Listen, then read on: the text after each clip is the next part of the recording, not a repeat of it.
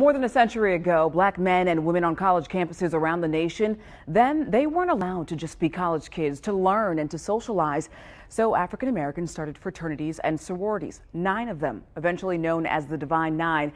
One of them, Kappa Alpha Psi, was founded on Indiana University when 10 men decided to forge their own path.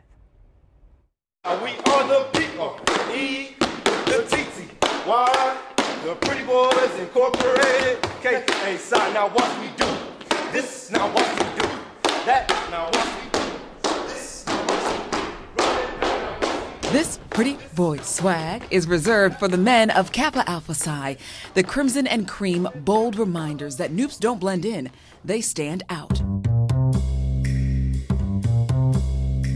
Kappa Alpha Psi, it's Kappa Alpha Psi to the day I die. It's the only way. When you're in it, you'll know it's the only way. 109 years ago, 10 black men at Indiana University knew they needed a brotherhood. What they wanted to achieve being founded in the Jim Crow era, we're here today. We're a strong presence today. From 1911, you could actually see it's the original one that we have produced. The fraternity's constitution, a reminder of why Kappa Alpha Psi started right on IU's campus. In 1911, it was rare for African Americans to go to college, not because they didn't want to, but because they often weren't allowed. It's why many historically black colleges and universities were founded.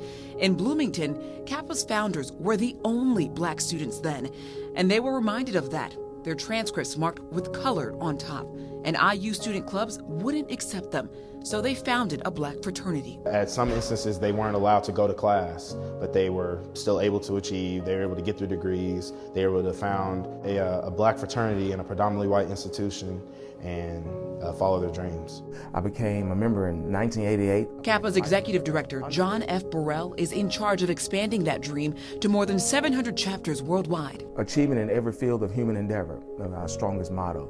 The advantages that we have, we live off their shoulders. The things that we have today is due to the hard work and dedication that they struggled through back then.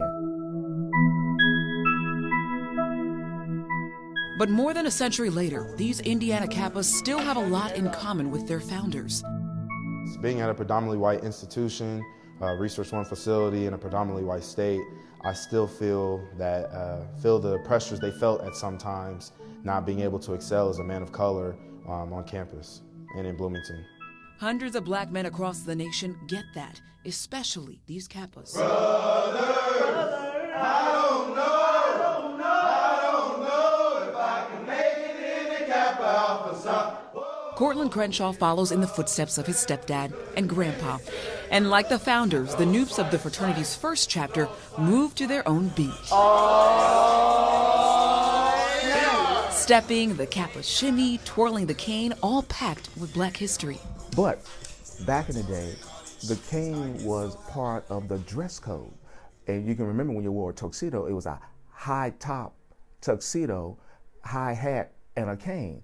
That was the grace and elegance of the members as they presented themselves in society to show that we are dignified and first-class members of the community. Today, Kappas still strive to display that and more. A nationwide literacy program, a leadership academy, and youth college preparatory program all pave the way for the next generation. After all, that is the Kappa way, achievement in every field of human endeavor.